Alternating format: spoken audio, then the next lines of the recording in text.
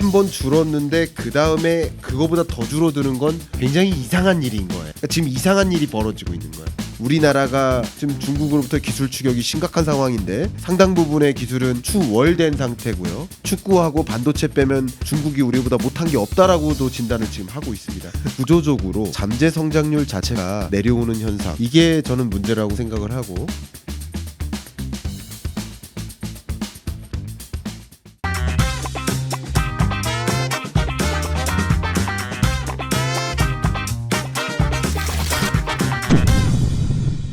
여러분 안녕하세요. 세라테입니다. 이 시간에는 어떻게 하면 우리 경제를 좀 살릴 수 있을까, 특히 그 내수 부진을 어떻게 하면 좀 타개할 수 있을까라는 주제로 한양대학교 겸임교수이신 김광석 교수님 모시고 말씀을 나누겠습니다. 오늘 바쁘신데 감사합니다. 김 교수님. 초대해 주셔서 감사합니다. 네.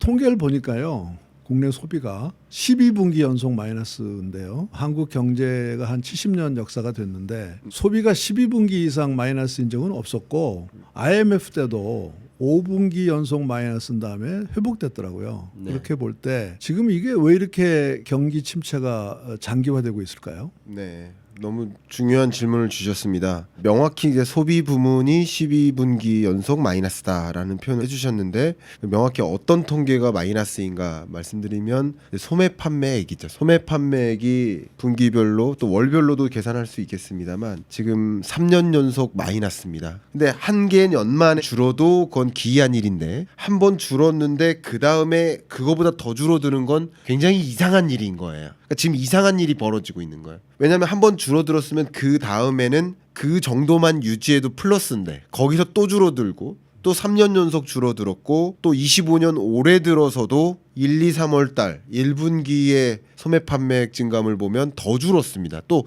전년도보다 또 줄었습니다. 그러니까 이게 굉장히 심각한 상황이라고 볼 수 있겠는데, 기본적으로 이렇게 소비가 왜 이렇게 줄어드는가? 그러니까 소비는 당연히 소득의 함수입니다.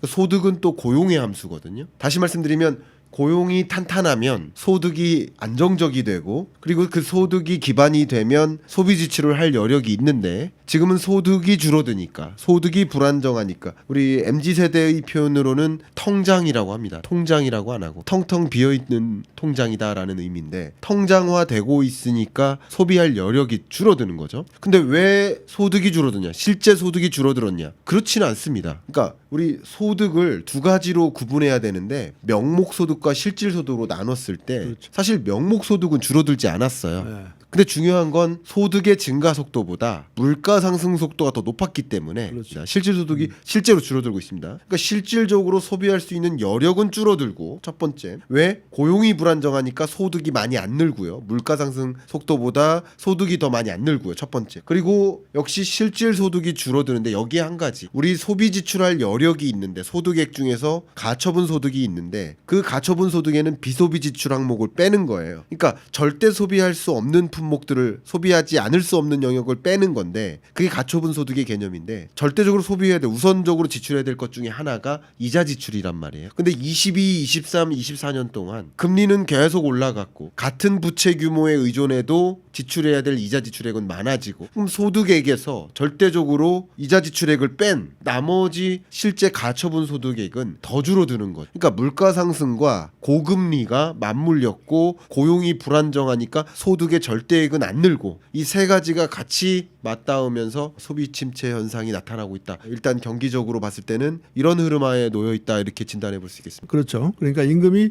올리긴 올랐는데 물가가 더 올라다 보니까 임금 상승을 통한 그런 소비 진작이 기대하기 힘든 건데, 근데 이제 우리나라에서 그 구조적인 문제를 얘기할 때는 우선 우리가 생각할 수 있는 게 인구, 그죠? 고령화, 인구 감소. 그리고 이제 많은 사람들이 얘기하는 게, 우리나라 사람들은 집에 돈이 너무 많이 들어가 있다. 그러니까 집을 사서 거기에 집값, 이자 내다 보니까 결국 가처분 소득 중에서 집 관련 지출이 너무 많다 보니까 나머지 소비할 수 있는 게 없다, 이렇게 보는데, 근데 이건 새로운 건 아니잖아요. 말하자면 우리나라 사람들이 총 재산 중에 뭐 70%를 부동산을 갖고 있고, 이런 건 새로운 게 아니잖아요. 근데 왜 지난 3년간 이렇게 소비가 장기화됐느냐 하는 것은 옛날부터 있던 가계부채 문제라든가, 그죠? 뭐 집에 대한 돈이 너무 많이 들어가 있는가 이런 게 아니고 뭐 다른 이유가 있는 거 아닐까요? 너무 좋은 걸 지적해 주셨는데 저도 상당 부분 공감하고 있습니다. 한국은 유독 생산적인 부분에 돈이 유입이 끊겨 있고 비생산적인 분야, 소위 이미 지어져 있는 아파트가 추가적으로 무언가를 생산하진 않잖아요. 그 비생산적인 분야라고 가정했을 때 그 부분으로는 너무 많은 돈이 유입되어 있다. 이 부분 정확하게 진단해 주신 것 같고 저도 공감합니다. 근데 이 구조적인 변화는 작년이나 재작년이나 변함없지 않느냐 이 말씀이신 겁니다. 근데 재밌게도 2022, 23, 24년, 뭐 25년 상반기까지도 2020년, 21년의 부동산 폭등기를 지나서 22년부터 25년 지금까지는 좀 다른 양상이 뭐냐면 금리의 레벨이 올라간 거죠. 그러니까 같은 가계부채 규모에 의존하고 있다 하더라도 우리 경제가 혹은 한 가구당 가계부채 규모가 같은 수준을 유지하고 있다 하더라도 그렇더라도 지출해야 될 이자 비용이 커진 거죠. 바로 이런 부분이 문제인 거죠. 그러니까 저금리 상황에서 가계부채에 많은 의존을 하고 집에 대한 투자가 많이 들어가고 이 부분보다 고금리 상황으로 전환된 지금에는 이자 지급액이 많아지고 그러니까 결국은 가계의 소비 지출 여력 중에서 이자 지급액이 빠진 만큼 빠진 나머지를 가지고 소비 지출을 할 수 있으니까 결과적으로는 소비 지출할 여력 자체가 축소되고 있다. 그러니까 같은 구조적인 상황도 지금의 경기 상황하고는 좀 다른 이유가 바로 금리에 있다라고 의견을 드리고 싶습니다. 그런데 이제 그 동안에는 우리 국내 경제만 보면은 금리를 더 낮췄어야 됐는데 환율 때문에 가치가 너무 하락했었기 때문에 또 미국하고 금리 차이가 있었기 때문에 한국은행이 그 금리를 못 내리고 있었는데 이제는 원화가 좀 강세로 돌아섰고 하기 때문에 가장 먼저 해야 될 게 금리 인하 아닐까요? 우리 한국 경제를 놓고 판단했을 때 뭐 지금 촬영 시점이 한국은행 금통위 통화정책 방향 결정 회의를 하루 앞둔 시점인데요. 촬영일로부터 내일 한국은행 금통위 회의가 있는데 9시 50분에 결과는 금리 인하를 발표할 거라고 저는 생각을 합니다. 일단 한국은행의 통화정책 관점에서 포커스를 좀 둔다면 일단 세 가지 고려 요소가 있는 거죠. 한 가지가 물가 안정 여부, 두 번째가 경기 안정 여부, 그리고 마지막 세 번째가 금융 안정 여부. 세 가지를 고려해서 적정한 금리를 선택하는 과정이라고 볼 수 있겠습니다. 근데 물가 안정 여부를 좀 판단해 본다면 지금 현재 한국의 근원 물가 상승률이 2.1%입니다. 그러면 목표하는 물가 2%에 딱 온 겁니다. 물론 여러분들이 체감하시는 물가는 가혹하게나마 높겠지만 한국은행의 금리 판단 기준에 있어서 목표 물가 2%에 정확히 부합하는 상황이고 그리고 5월, 6월 들어서 국제 유가가 안정화된다든가 원자재 가격이 떨어진다든가 또 워낙 강세로 전환된다든가 이런 것들은 수입 물가 하락과 소비자 물가 상승률을 추가적으로 둔화시킬 수 있기 때문에 우리가 원래 고민했었던 팬데믹 경제 위기 오기 전에 이미 우리가 고민했었던 디플레이션 우려 상황을 다시 맞이할 거라고 저는 판단합니다. 물가 안정 상황을 판단한다면 1번 금리를 인하할 만한 시점이 온 거죠. 물가 상승률 은 2%인데 기준금리는 2.75%면 이건 과도한 제약적인 금리다라고 판단해 볼 수 있겠습니다. 두 번째는 경기 안정 여부인데 지금까지 논했듯이 경기는 이보다 안 좋을 수가 없다 할 만큼 굉장히 안 좋습니다. 그러니까 경제 성장률은 0.8%인데 기준금리는 2.75%다. 과중하게 높은 제약적인 금리죠. 그러니까 이 경기 상황을 봤을 때는 금리 인하가 필요한 상황이 맞다라고 저는 진단 내려봅니다. 마지막 금융 안정 여부인데요. 금융 안정에서는 대내적인 금융 불안의 핵심이 되는 게 부동산이고 대외적인 금융 불안의 핵심이 되는 게 환율인데 대외적인 이 환율 불안은 이미 정점을 찍고 나름 원화 강세화되고 있기 때문에 금리 인하할 여력이 생겼다라고 진단하면 간단하게 정리가 될 것 같고요. 마지막 금융 불안에서 대내적인 상황을 본다면 부동산 시장 금리 추가적으로 인하하면 더 집값 상승을 몰고 오는 거 아니냐, 더 많은 돈을 부동산으로 몰고 오는 거 아니냐 하는 우려를 하고 계십니다. 저도 그 부분 우려가 됩니다. 그런데 문제는 뭐냐면 우리 한국의 전체 2천만 가구의 전체 집값이 상승하는 기조가 아니라 서울 지역에서도 몇몇 구의 아파트 가격이 집중적으로 상승하고 있는 양상이고 지방의 경우에는 비수도권의 경우에는 사실 오히려 집값이 너무 떨어져서 문제가 되고 있습니다. 그렇기 때문에 금리로서 이 부동산 양극화를 해결할 수는 없고 금리는 역시 나머지 요인 아까 말씀드렸던 물가 안정, 경기 안정, 금융 안정 대외적인 부분을 고려했을 때 금리 인하는 추가적으로 단행할 필요가 있고 이 부동산 양극화라는 하는 이 문제를 풀어나가기 위해서는 재정정책 관점에서 국토정책이라든가 금융정책이라든가 이런 제도적 틀을 가지고 양극화 문제를 해소할 수 있다면 그 해법을 마련할 일이지, 부동산 양극화라는 이 숙제 때문에 금리 인하를 미루기는 어려운 상황이다. 그래서 종합적으로 진단해 본다면 금리 인하가 추가적으로 있어야 할 상황이라고 보고 있고, 이렇게 말씀드리면 또 다소 금리를 인하하는 것을 당연하다라고 생각하시는 분이 계시고, 금리 더 높여서 집값 안정화를 유도해야 된다고 생각하시는 분들도 양쪽으로 갈리기 때문에 이렇게 말씀드리는 게 제일 좋을 것 같아요. 캐나다는 그 어떤 나라보다 더 적극적으로 금리 인하를 단행했고, 유로존은 우리나라보다 훨씬 높은 금리 5%의 금리를 운용하다가 우리나라보다 낮은 2.25% 금리로 내려왔습니다. 스웨덴 같은 경우는 0.5% 금리로 0.25% 금리로 내려왔습니다. 일본보다 낮은 금리로 내렸습니다. 영국 파운드와도 마찬가지고요. 그러니까 세계적으로 미국도 1%포인트를 인하했고, 세계적으로 통화정책 기조를 긴축적 기조에서 24년 중반 들어서 완화적 기조로 전환해 나가고 있는 흐름이기 때문에, 그것은 물가 안정 여부, 경기 안정 여부, 또 금융 안정 여부를 고루 진단해서 중앙은행이 그렇게 최적이 되는 금리를 찾아서 금리를 정상화하는 여정하에 있다. 그렇기 때문에 우리 한국 경제도 전체적으로 총론적으로 봤을 때는 추가적인 금리 인하가 필요하다, 이렇게 네. 판단하고 있습니다. 이제 다음 주에 새 정부가 이제 출범할 텐데요. 경기 부양을 해야겠죠. 네. 그러면은 물론 이제 금리는 금통위에서 하는 일이니까 이제 정부가 직접 하는 건 아니지만 이제 벌써 추경은 하자고 이미 합의가 된 것 같고요. 그렇죠. 네. 뭐 30조 원 규모인가 하다고 돼 있으니, 그러면 뭐 내일 금리가 인하될 수도 있습니다만, 이제 금리 인하와 재정 지출, 그러니까 추경 두 가지가 된다고 보고, 그 외에 금리와 재정 외에 지금 내수 경기를 진작시킬 수 있는 어떤 안이 뭐가 있을까요? 예, 단기적인 대책과 중장기적인 구조적인 대책이 같이 마련돼야 될 것 같은데요. 일단 더 중요한 건 전 구조적인 대응이라고 생각을 하기 때문에 구조적인 대응부터 먼저 말씀을 드려보면, 저는 기본적으로 우리 한국 경제가 1%대 성장률로 내려오고 또 제로 성장하고 하는 모습, 일시적인 그런 저성장, 이런 게 중요한 게 아니라 구조적으로 잠재 성장률 자체가 내려오는 현상, 이게 저는 문제라고 생각을 하고, 그래서 우리 한국 경제가 과거에 뭐 10% 수준의 잠재 성장률을 유지하다가 지금은 1%대의 잠재 성장률로 내려온 상태고, 많은 기관들이 공통적으로 2040년대가 오면 뭐 제로 성장, 잠재 성장률이 제로가 되는 그런 국면으로 진입할 것으로 전망을 하고 있습니다.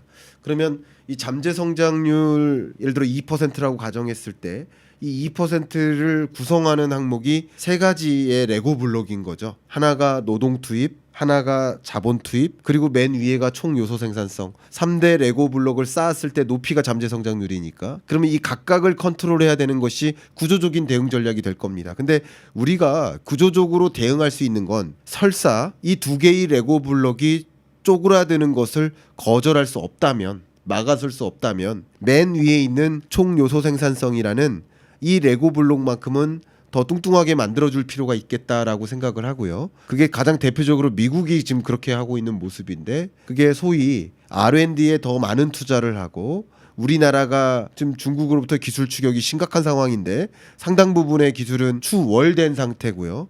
축구하고 반도체 빼면 중국이 우리보다 못한 게 없다라고도 진단을 지금 하고 있습니다.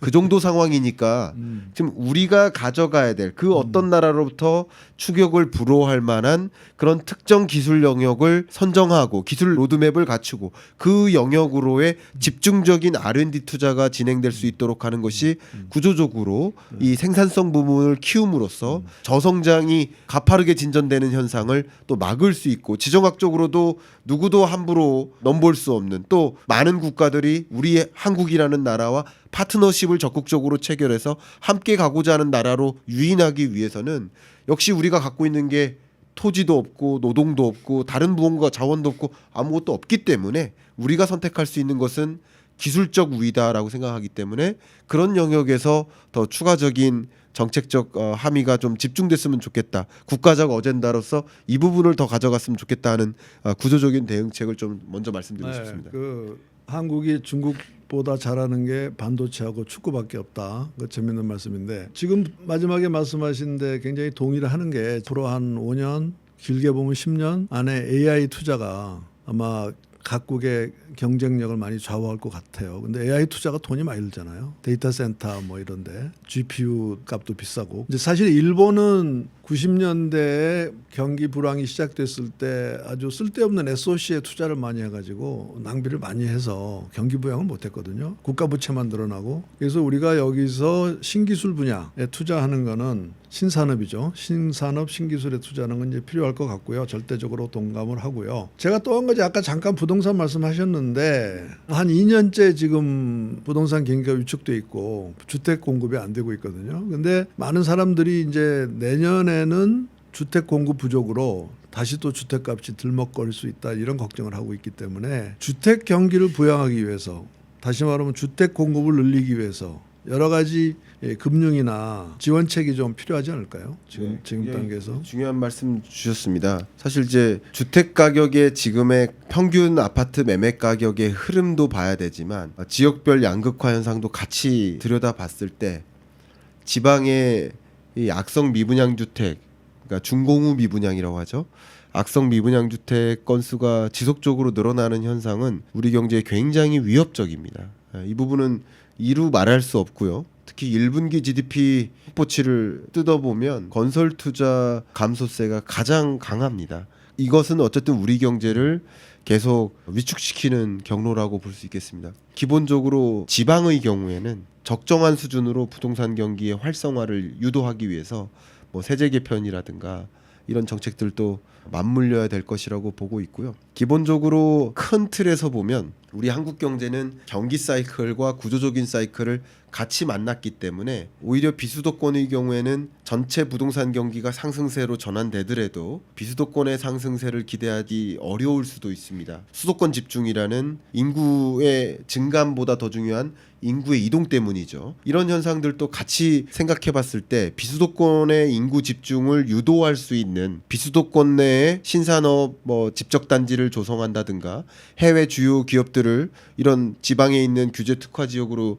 유인한다든가 수도권에 있는 뭔가의 부가가치가 있는 것들을 지방으로 이전시키는 전략 말고 대외에서 끌어올 수 있는 혹은 새로운 부가가치를 만들 수 있는 그런 전략을 통해서 비수도권의 부동산 시장과 지역 경제를 활성화시키는 노력들을 좀 해야 된다고 생각을 합니다. 근데 기본적으로 봐서는 앞에 말씀 주셨던 것처럼 전반적인 부동산 경기 관점에서 보면 2022년부터 24년까지 부동산 경기가 위축되어 왔었기 때문에 건설 공급이 굉장히 많이 줄었었어요. 그래서 악성 미분양이 오히려 쌓여 있으니까 추가 공급을 할 수가 없었고 또 금융시장의 불안도 같이 있었기 때문에 금융기관들이 지방 건설사에게 대출을 적극적으로 공유해주거나 하는 것들을 다 차단했었습니다. 그러면 이런 국면에서 2025년 하반기에 유동성이 늘어나고 유동성이 늘어나는 이유는 여러 가지가 있지만 재정정책도 있고 통화정책도 있고 유동성이 늘어나는 구간이 될 겁니다. 거기에 한 가지 미국발 스테이블 코인 전쟁,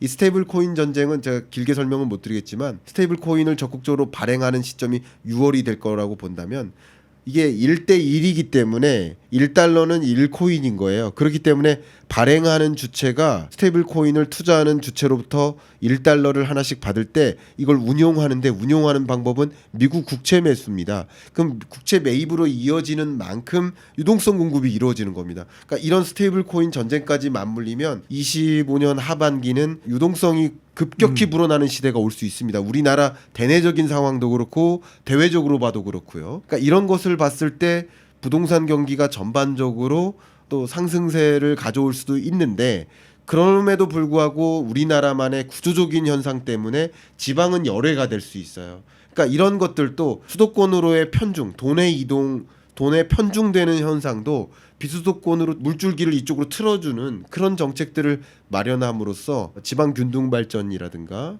지방 소멸 현상으로부터 야기되는 여러 각종 문제들 이런 것들을 좀 미연에 방지하는 그런 대책들도 같이 마련할 필요가 있지 않을까. 지금까지 얘기한 이제 내수 부진 타개 방법, 금리나 재정 확대, 신산업 신기술 투자, 이제 건설 경기 촉진 문제는 이제 수도권과 비수도권이 좀 엇갈리는데 그것 말고 사실 지금 해외에서 좀 인력을 더 공급받는 게 필요하지 않을까요? 제가 잘 이해를 못 하겠는 게 아까 우리가 실질적으로 임금 인상이 마이너스고 회사들 특히 그 일용 근로자를 채용하는 그런 회사들은 인건비가 지금 하루에 1인당 30만 원이라는 거거든요.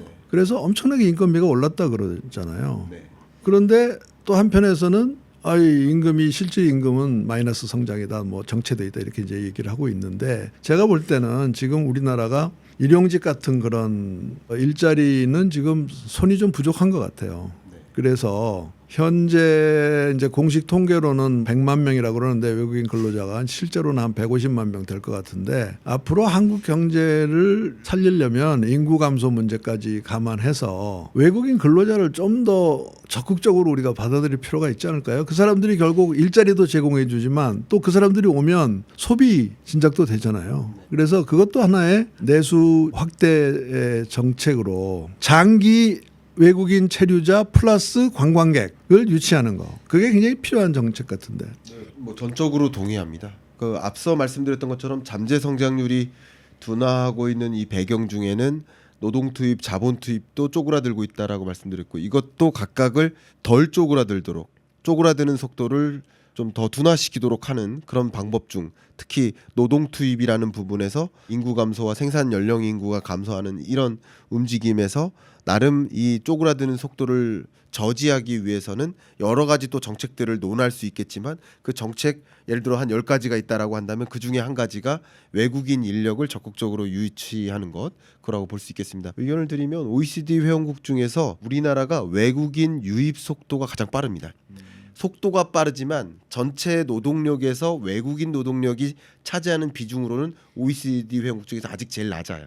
거의 제일 낮은 나라에서 아직도 제일 낮은 나라지만 좀 빠른 속도로 외국인 유입이 진행되고 있다라고는 평가할 수 있겠습니다. 그러니까 말씀하신 것처럼 우리 고용 구조를 좀 쪼개 보면 전체 취업자가 2,700만 명인데 그 중에서 종사상지별로 봤을 때 임금 근로자만을 놓고 생각해 보면 약 2,100만 임금 근로자만 놓고 봤을 때 임금 근로자를 종사상지별로 구분한다면 상용 근로자, 임시 근로자, 일용 근로자인데 상용 근로자에 대한 일자리는 오히려 부족하다고 평가하고 그 상용 근로자로 편입되고자 하는 잠재적인 노동자들은 굉장히 많습니다. 그런데 중요한 것은 임시 일용 근로자들은 굉장히 철저하게 부족하다는 거예요. 그리고 지역별로도 구분해 보면 수도권의 일자리는 꽉 채워지고 있는데 비수도권이라든가 수도권 중에서도 좀 외딴 지역 같은 경우는 인력 구하기가 굉장히 힘듭니다. 역시 이렇게 중소기업이냐 대기업이냐 소상공인이냐로 또 구분해 놓고 보더라도 일자리의 유형을 했을 때 대기업은 인력이 부족하지 않아요. 인력이 충분히 조달이 됩니다. 근데 중소기업과 또 소상공인의 경우에는 인력 구하기가 힘들죠. 이런 것을 종합해 보면 중소소상공인들의 인력 공급이 부족하다 이렇게 총론적으로 말씀드릴 수 있을 것 같아요. 그러니까 그런 영역들은 우리 한국 젊은이들이 원하지 않는 일자리니까 그러면 이걸 매칭시키기가 어렵거든요. 그러니까 그 부분을 매칭시키는 노력도 필요하겠지만 동시에 그 부분을 빨리 조달하는 것도 우리나라의 생산성을 유도하는데 높게 유지하는데 도움이 될 것이라고 보기 때문에 외국인 인력을 적극적으로 편입시켜 나가기 위한 노력들 이런 것들도 각 제도적 장치, 노동시장 정책 이런 것들도 다 같이 마련돼야 될 필요가 있다고 생각합니다. 네, 현재 우리의 내수 부진의 원인에는 고령화라든가 또 고령자들이 소비 성향이 낮기 때문에 이제 그런 문제, 구조적인 문제가 있는 건 사실이죠. 그러나 이제 그 구조적인 문제는 아까 잠깐 언급하셨지만 이제 노동시장 경직화라든가 또 대기업의 관료화라든가 이런 문제가 있긴 있지만은 이제 구조적인 문제는 해결하기가 쉽지 않으니까 우선 이제 새 정권이 들어서면은 지금 언급한 우리가 한 5가지쯤 얘기했습니다. 이 5가지 정도의 단기적인 대책. 그러니까 다시 정리해서 말씀드리면 금리나 재정 확충, 건설 경기 촉진, 신산업 투자, 해외 인력 공급 확대 이런 걸 통해서 이제 좀 내수 침체를 좀 극복해야 될 것 같은데 언제쯤 소비가 플러스로 돌아설 걸로 보시나요? 네. 일단 구조적으로 소매 판매가 늘어나는 현상으로 바뀌려면 기본적으로 앞에 말씀드렸던 그 원인들이 해결돼야 됩니다. 그러면 물가 상승률이 2% 언더로 이제 떨어질 겁니다. 하반기에는. 그러면 소득의 증가 속도가 물가 상승 속도보다 빨라야 합니다. 그런 구간이 하반기에 올 것이라 생각이 되고 그와 동시에 전체 소득액에서 이자 지출액으로 빠져나가는 정도가 줄어야 됩니다. 그래야 소비 지출 여력이 생기는데 이게 아까 진단했었던 문제 의식에서부터 출발하는 것인데 그런 관점에서 생각해 보면 뭐 하반기 끝자락에는 그래도 플러스로는 바뀔 수 있겠지만 바뀐다 하더라도 그게 우리가 생각했었던 와 소비가 활성화되고 있다. 내수가 뭐 굉장히 극단적으로 살아나고 있다. 이런 것을 체감하기는 좀 어렵겠지만 극단적인 바닥 이런 구간은 아마도 25년 1, 2분기가 아닌가 이렇게 생각을 합니다. 지금 단계에서는 마이너스에서 플러스로 전환되는 게 제일 급하니까 네. 그거는 금년 내에도 가능하겠다 이렇게 네, 보시는 소비자 거예요. 심리 지수로 보아도 그러니까 심리도 굉장히 중요하거든요. 그러니까 심리가 해당 의사 결정을 내리게 하니까 이게 최근에 100 이상으로 올라왔습니다. 계속 100 미만에서 놀다가 그러니까 기존보다는 소비해도 될 것 같아라는 생각을 좀 갖기 시작하는 거죠. 이게 정치적인 리스크나 불확실성이 다소 해소된다든가 또 미중 갈등이나 트럼프발 관세 전쟁에 대한 공포감도 상당 부분 영향을 미쳤고 이런 것들이 대부분 극단적인 정점을 찍고 완화되는 양상 속에 있기 때문에 소비 심리도 어느 정도 회복되고 그리고 앞에 말씀드렸던 금리나 물가 같은 것도 같이 마중물 역할을 해서 그래도 플러스로 전환되는 구간은 하반기 끝자락 그리고 앞에 말씀드렸던 추경이나 통화정책 기조 이런 것들도 경기 부양적으로 바뀌니까 같이 맞물리는 것이 25년 하반기 끝자락이라 생각하고 다만 그렇다 하더라도 여러분들이 체감할 만큼의 그런 회복세라고 보기는 쉽지 않겠다 의견 드리겠습니다. 네. 말씀 듣고 보니까 작년 12월 3일 계엄 이후에 진짜 경기가 아주 완전히 찬물을 얻어맞았잖아요. 네. 12월에 경기가 좋은 때인데 회식이니 이런 거 다 취소되고 그다음에 1월 20일 날 트럼프 취임하고 지금 지금 4개월째 관세 칼춤을 추고 있잖아요. 그런데 이제 트럼프 관세도 아마 7월 9일 날 그 유예가 90일 되니까 그때쯤 되면 조금 좀 불확실성이 제거될 거고 또 이제 6월 3일 우리 새 정부가 출범이 되면 정치적인 불확실성도 좀 해소가 될 거고 단기적으로 우리 경제에 충격을 줬던 두 가지 요인이 어느 정도 좀 안정이 되면서 소비가 조금 되살아날 것 같습니다. 네. 그래도 마지막에 이렇게 희망적인 얘기를 하게 돼서 다행입니다. 네. 다행입니다. 감사합니다. 예, 감사합니다. 네.